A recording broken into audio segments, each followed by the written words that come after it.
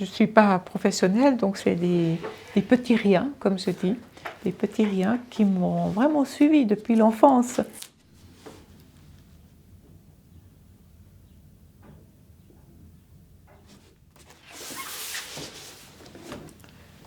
Prendre un crayon couleur carandache et puis de me vernir les ongles en rouge. Voilà, ou alors avec ma sœur, j'allais couper les petites pâquerettes et on prenait le sucre des pissenlits pour se les coller sur les oreilles. Il y avait pour moi cette conscience très tôt que la nature nous nourrissait.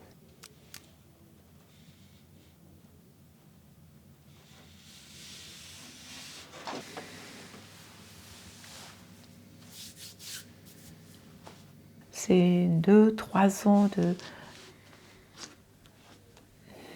démarche autour de ces abus sexuels, tout a été figé au niveau expression artistique, au niveau lecture, au niveau promenade extérieure. Enfin, il y a quelque chose qui s'est vraiment arrêté.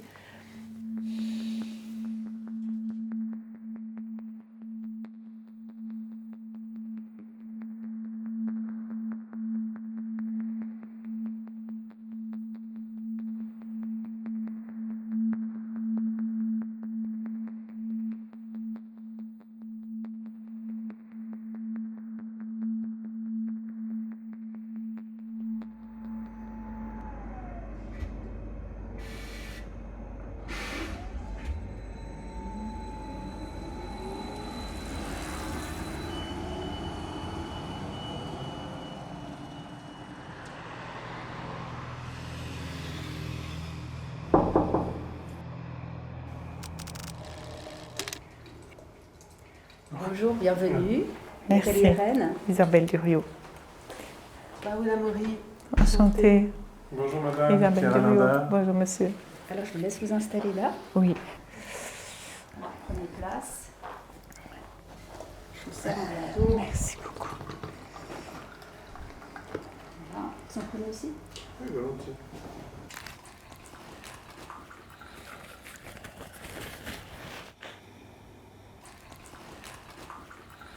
Je vais peut-être vous expliquer un petit peu comment on va procéder aujourd'hui. On a reçu votre dossier, c'était au mois d'avril, donc on a tout lu, on en a pris connaissance, donc il n'y a pas du tout besoin de revenir sur tout ce qui a été décrit. Si vous avez envie de parler de quelque chose, bien sûr, mais ce n'est pas du tout une obligation, tout est là et c'est consigné. Aujourd'hui, on aimerait vraiment vous donner un peu un espace pour libérer ce que vous avez envie de libérer, dire ce que vous avez envie de dire. Et après, on avance dans les démarches avec vous, au fur et à mesure de vos besoins. Là, je propose qu'on passe un tout petit moment pour recevoir ce que vous avez envie de déposer, ce que vous avez envie de partager avec nous. Bien sûr que je me préparais à ce rendez-vous et j'ai écrit plein de choses. Et ce matin, j'ai dit, tu laisses tout. C'est pas du possible. Tu vas, puis tu verras bien ce qui s'y passe. Pour moi, c'est tellement douloureux que... En fait, je vis pas, je survis. J'aimerais... C'est... Comment dire? J'ai l'impression qu'il manque pas beaucoup pour que je puisse prendre la vie, au fait. Alors, je sais pas si... Parce que j'ai eu beaucoup de crises d'angoisse, de phobie, je ne pouvais pas prendre un bus, pas un train, enfin bref, et peur de mourir excessive. Et c'est comme si j'avais peur de mourir parce que les choses n'étaient pas réglées. Mm-hmm. C'était ça, c'était comme...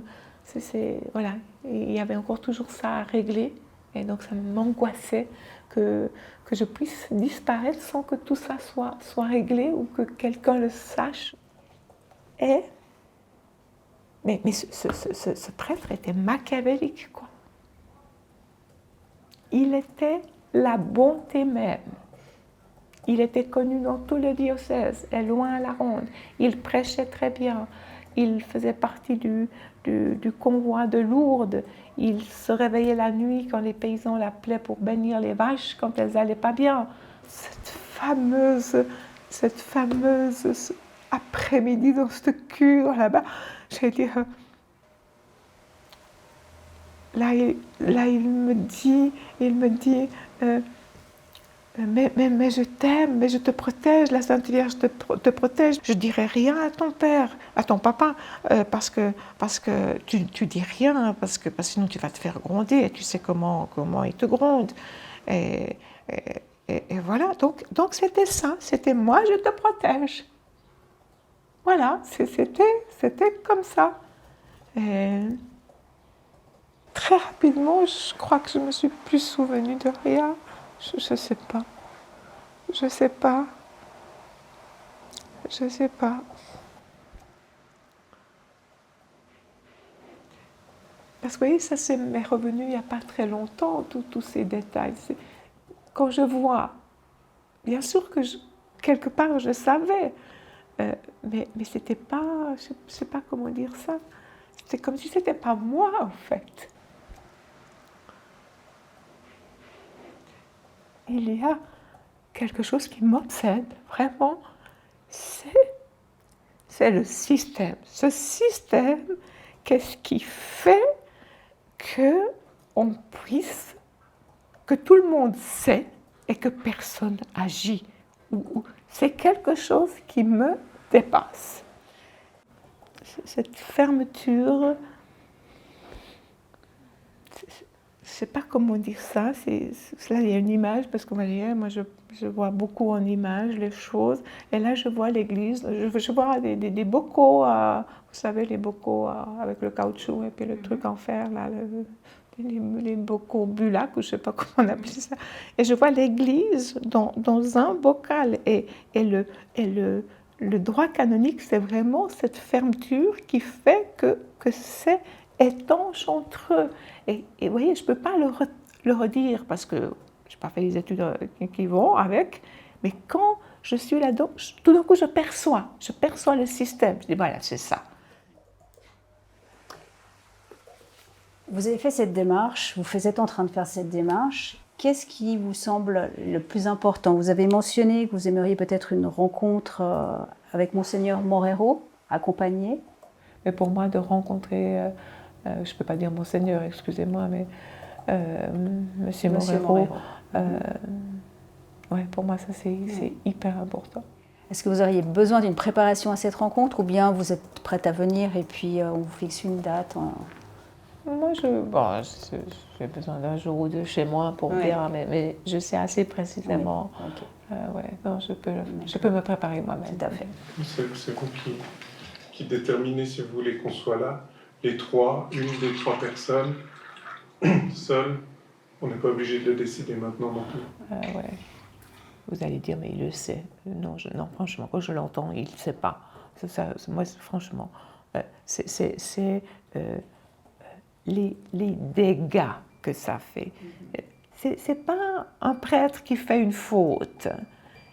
C'est une vie qu'il massacre.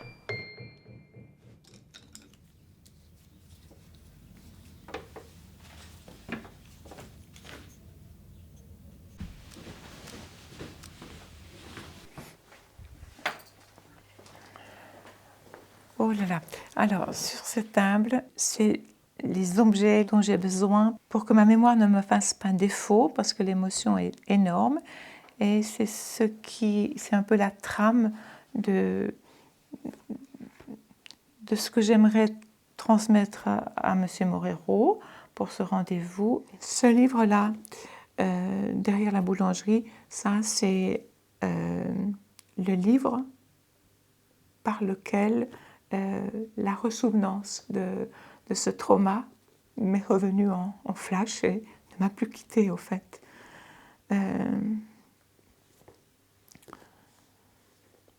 Ce qui m'importe, c'est qu'on ne reste pas dans l'événement, mais qu'il y ait une prise de conscience des conséquences de cet effet domino d'une vie entière. Voilà. Alors, la semaine passée, je me réveille et je vois comment dire à Monseigneur Morero ce qu'il me semble qu'il faudrait 3 ans pour le faire. Donc, je me dis, il faut que j'achète un pèse. Celui-ci s'imposait à moi, je n'ai plus vu les autres. Je me suis vue dans ces 3 personnages, le cycle de la maternité, l'enfant, la jeune fille, la mère qui protège. Et pour moi, j'ai eu beaucoup d'émotions de voir ce jeu de mains protecteur. Les yeux sont tous fermés et en même temps, ils ne sont pas fermés sur la nuit. Ils sont fermés tellement il y a de lumière pour mieux sentir la vie. Voilà. C'est la valise de la vie.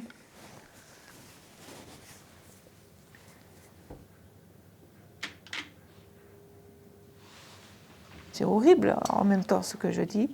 L'Église a besoin de nous, les victimes, de nos témoignages,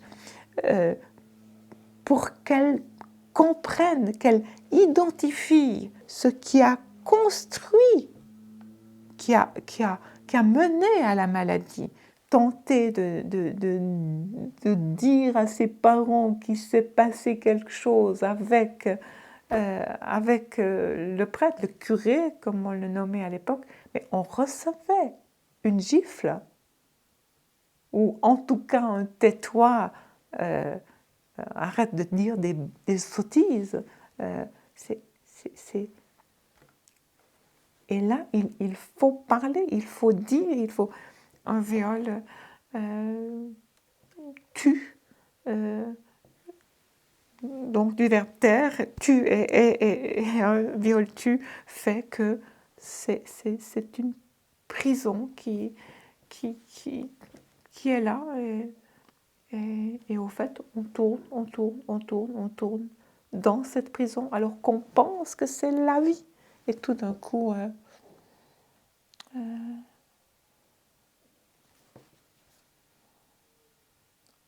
on a conscience, en fait, que le monde est à l'extérieur.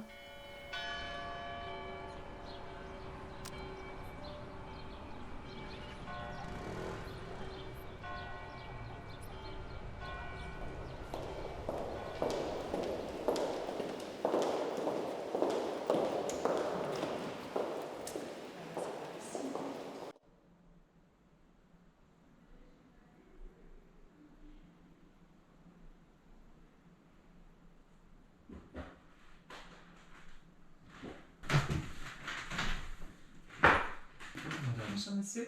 Enchanté. Je vous je ne sais pas où il est prévu pour vous saluer. Il faut me laisser 2 minutes, le temps que je sache où sont mes notes.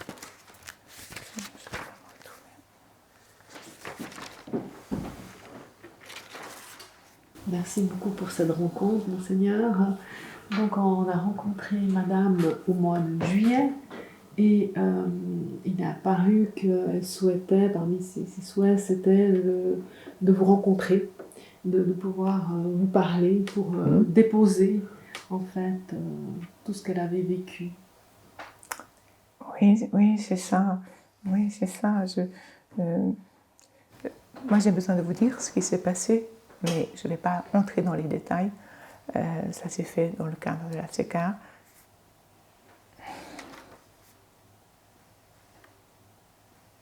En tout cas, prenez votre temps et votre rythme. Je sais que parler de ce genre de choses ravive une très grande douleur.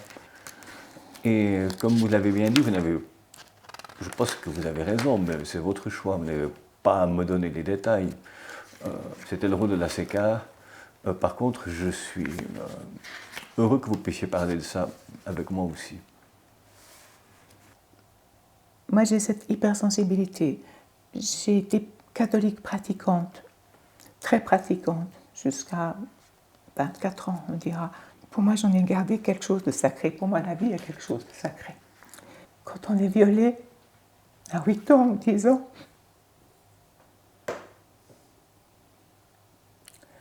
la vie continue. La vie, elle est là. Sauf que quand on nous arrache le cœur, l'esprit, l'âme, et le corps abîmé, évidemment, on n'a plus les outils pour accueillir la vie. C'était autour de Pâques et ma tante, elle faisait toujours des tourtes parce que maman avait tellement à faire, on était 8 enfants et ma tante était très très proche de sa sœur et pour Pâques, elle faisait toujours une tourte qu'on allait chercher et voilà. Donc c'était, je ne sais plus, j'étais sur ce chemin, juste j'avais passé l'église, une voiture s'arrête et je vois tout de suite que c'est monsieur le curé, comme on disait. On le connaissait. Et il vient vers moi, il descend, il vient vers moi et il me dit « Mais où tu vas, petite ?» Et je dis « Je vais chez ma tante. » Et puis il me dit « Mais viens seulement, je dois aussi y aller. » Donc, moi je sais, mes parents nous le disent, qu'il ne faut pas monter dans une voiture, mais je vais dire... Et voilà, et c'était le curé, donc je monte dans la voiture, il me dit « Mais je t'emmène. » Et puis là, il me dit « Ah, mais j'ai oublié quelque chose, il faut que je passe à la cure. »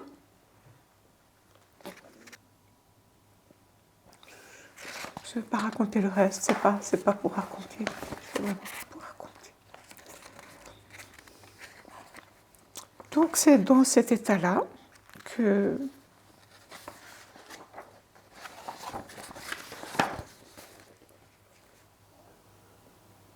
tant bien que mal, je suis arrivée chez ma tante, qui m'a trouvée bizarre.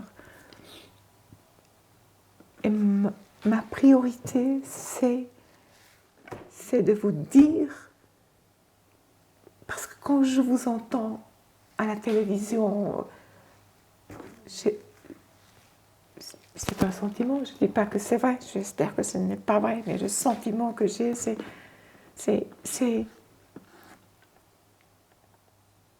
que vous n'avez pas compris que ce n'est pas une action d'un moment, mais que c'est que chaque situation, c'est une impossibilité de vivre. Je peux vous dire que je le sais, parce que vous n'êtes de loin pas la première à me le dire. J'ai connu quelqu'un qui, ayant fait la même expérience que vous, m'a dit après, j'ai organisé un événement pour montrer, il m'a invité à l'événement, que j'avais tourné cette page de ma vie. Je l'ai revu plus tard et il m'a dit « Moi, je ne l'avais pas tourné, je fais des cauchemars toutes les nuits. » Je ne dis pas que c'est toujours le cas, hein. J'espère bien que vous n'en ferez pas toujours. Mais je sais que toute la vie est marquée. Un matin, je me réveille et je me dis « Je dois aller acheter un pulse et je vais amener à M. Morero un pulse. » Et il y avait différents motifs et j'ai choisi celui-ci, pas par hasard. Voilà, ça veut dire c'est moi dans les trois périodes de ma vie. Mais je vous embête pas longtemps, il ne faut pas vous inquiéter. Mais pour moi, c'était comme ça que je me suis réveillée un matin. Voilà, ça, c'est ma vie. Ça, c'est les éclats de ma vie. Les morceaux de ma vie. Le pulse entier, c'est moi, c'est ma vie. Ça, c'est ma vie, cassée, complètement cassée, morcelée. J'ai quand même dit, pour me tenir debout, je vais en garder quelques-uns. J'ai préservé dans cette enveloppe quelques pièces. Et vous les retournez à l'envers dans cette boîte. Voilà. Voilà, c'est ça. On ne va pas les compter, mais il y en avait 100 au départ. Et on va en retourner. Voilà.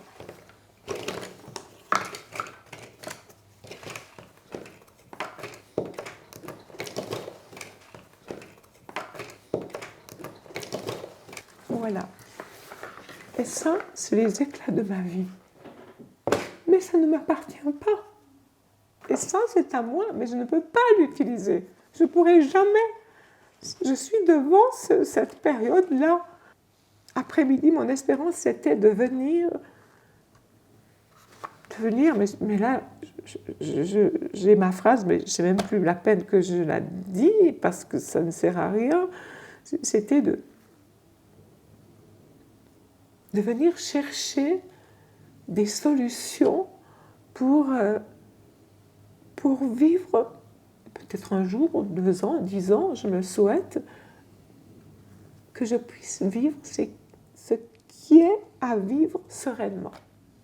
Et comme je vous dis, je vois d'abord les choses en images. Moi, je vois cette église, je parle de l'église catholique, cette église, mais comme une prison, au fait. C'est votre expérience, c'est vrai. Mais ce n'est pas mon expérience, c'est une vérité. Cette église est une prison. Et vous avez emprisonné dans l'église le Christ et tous les fidèles. Il faut vraiment vous interroger, vous poser des questions et vous demander où est le Christ. Le Christ, il est dehors de l'église, il n'est pas dans votre église. Et quand vous parlez de... C'est certainement, j'en doute pas, vraiment j'en doute pas, avec véracité, avec bienveillance, avec vraiment sur ces plateaux de télévision. Mais au fait, vous parlez des symptômes de l'Église, pas de la maladie. J'allais dire, les abus sexuels dans l'Église, ce n'est pas une maladie, c'est les symptômes d'une maladie. Et s'il faut donner un nom à la maladie, c'est certainement l'abus de pouvoir, mais aussi bien spirituel. Ce n'est pas l'abus sexuel, c'est l'abus de pouvoir, mais le pouvoir spirituel. Vous savez, je suis d'accord avec vous en plus. Je crois bien que derrière tout cela, il y a un abus de pouvoir constant. Parce que... je pense la même chose. J'en tire peut-être pas tout à fait les mêmes conséquences, mais je pense la même chose. Et c'est un abus de pouvoir qui, en outre, touche à la relation d'une personne avec Dieu, et quand cette personne est croyante, ça cimente la situation complètement. Jésus n'a pas besoin n'a pas besoin de l'or du Vatican. Voilà, il faut encore se poser la question de l'origine de tout ça. Et puis de tous ces apparats et tout ça, j'allais dire, voilà, aller comme nous. Et il y a quoi? Il y a la bienveillance, et pour ça, il n'y a pas besoin de tous ces apparats. Voilà, avec 1 milliard de budget, on fait beaucoup de choses. Hein. Il est vrai qu'il y a des gens qui nous mettent sur un piédestal. Alors je veux bien que ce soit des siècles où on a utilisé ça pour dominer. Et on le fait peut-être encore. Mais Monsieur Morero, s'il vous plaît, j'allais dire,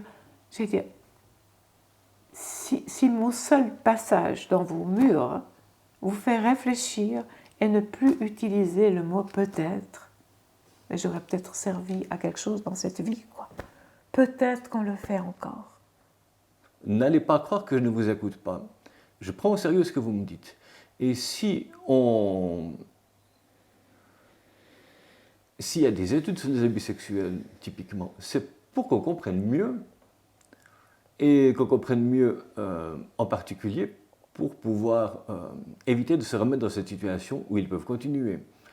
On n'arrive pas complètement, c'est clair, on n'arrivera jamais complètement, mais on doit faire tout ce qu'on peut. Donc quand des victimes me parlent, je me dis, leur expérience terrible, elle doit nous apprendre quelque chose. Donc j'écoute ce que vous dites. Je vois bien qu'il y a des choses que je ne pourrais pas faire, en partie elles ne dépendent pas de moi. Mais je peux vous dire une chose. Quand les évêques suisses ont rencontré le pape en 2021, il dit, qu'est-ce que vous voulez dire? Je lui ai dit, si vous voulez nous rendre service, supprimez les titres. Il m'a dit, bravo. Bon, voilà, on en est encore là. C'est une réforme que l'Église catholique a besoin, mais une sérieuse réforme. Et je pense aussi qu'elle a besoin d'une réforme. Je ne sais pas comment la faire. Je suis bien consciente, hein, c'est comme en politique, c'est pas parce que quelqu'un est de bonne volonté et bienveillant qu'il va pouvoir changer rapidement. Et les désirs ne sont pas convergents. Vous savez, on m'a reproché de porter un sac à dos parce que je désacralise la fonction. Alors, pour vous dire, Ouais, les attentes sont vraiment différentes. Ouais, Hein. ouais, Et la différence par rapport à vous, c'est que ceux qui me le reprochaient ne me l'ont pas dit directement. Ils l'ont dit à d'autres. Pour parler d'amour avec un grand A, je vais dire, on devrait justement pouvoir tout se dire. Oui. C'est ça, c'est Oui. ça, trouver son humanité.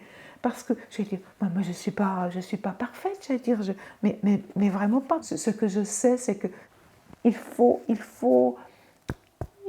trouver l'homme dans l'homme. Le Christ, il est là, il n'est pas dans la parure, il n'est pas dans les mitres, il n'est pas dans les calices en or, mais comment voulez-vous? Je ne sais pas. Oui, j'avais encore plein de choses. J'avais quelques lignes de ce livre-là par mon compte à lire. Comment je repars? Parce que je pense que c'est tard, je pense que vous voulez... Non, je vous ai dit. Moi, en fait, je vous devez rencontrer une de mes mais madame, il faut disposer, sinon...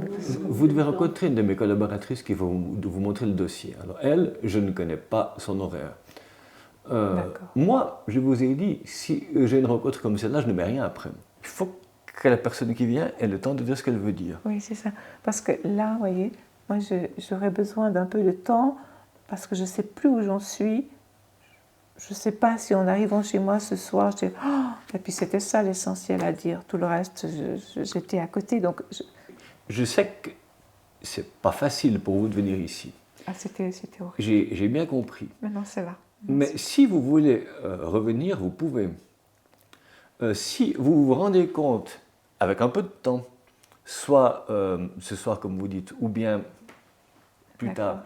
Oui, mais en fait, j'aurais dû dire ça, j'ai raté un truc. Mais revenez. Vraiment. Vous savez, je sais qu'à quelque part, dans ce que je devais vous demander d'essentiel, il y avait. Je ne savais pas si c'était une option à prendre ou pas, mais je voulais vous demander de me laisser la porte ouverte. Oui. Si vous rencontrez, vous avez plus de probabilité de rencontrer le pape, je vais l'appeler le pape, vous lui dites juste, oui, qu'il faut redonner son Église au Christ.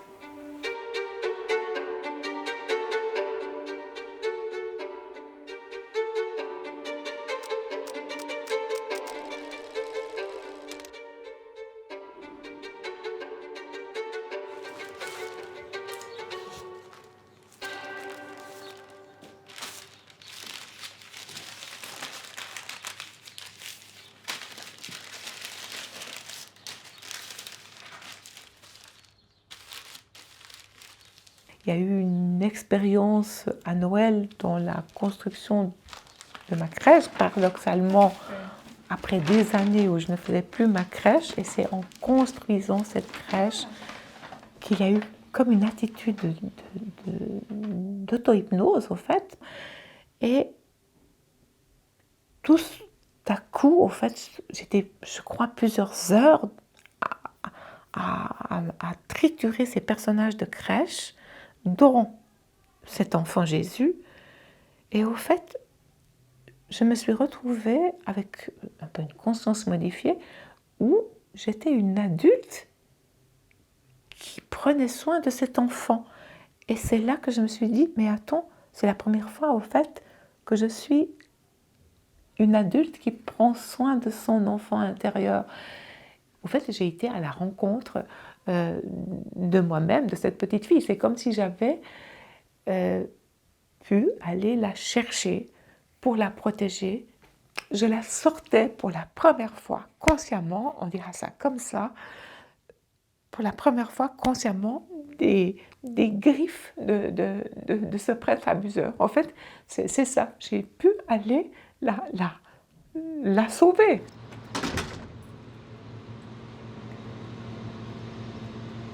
L'Église a fait de grandes choses, de pouvoir nous écouter, nous recevoir et tout, mais je pense qu'il y a encore une étape à construire.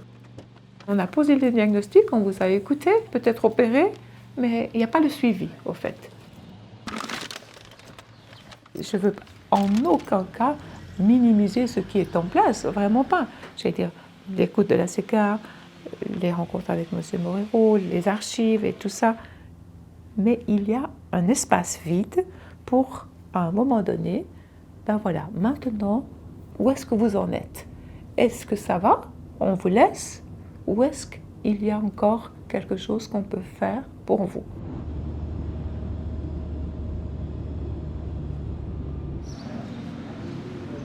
Il m'a fallu beaucoup de temps pour accepter que ces événements, ce n'était pas un livre qu'on fermait, au fait.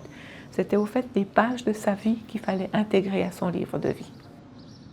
Que ça fasse partie intégrante de ma vie, mais que ça n'hypothèque pas toute ma vie, au fait.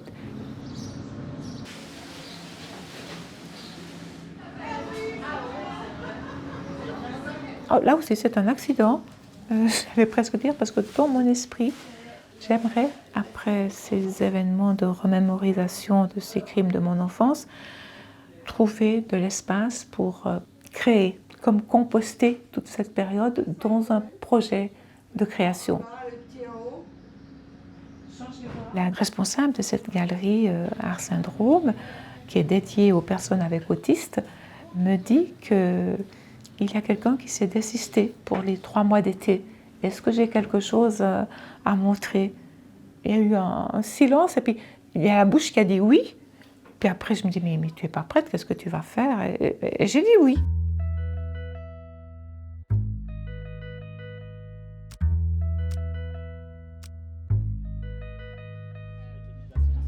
Ça va pour moi. Je pense qu'il y a des certains C'est une très très bonne chose. C'est encore une fois cette soif absolue de me remettre en mouvement, en fait. C'était comme si ça m'obligeait à prendre du recul, oui, à remettre les préoccupations ou les occupations de ma vie différemment. Alors, je me réjouis, mais c'est des tableaux que j'ai faits il y a bien quelques années. Mais pour moi, c'est un peu mon printemps, en fait. C'est un peu ça. Mais oui, je me réjouis.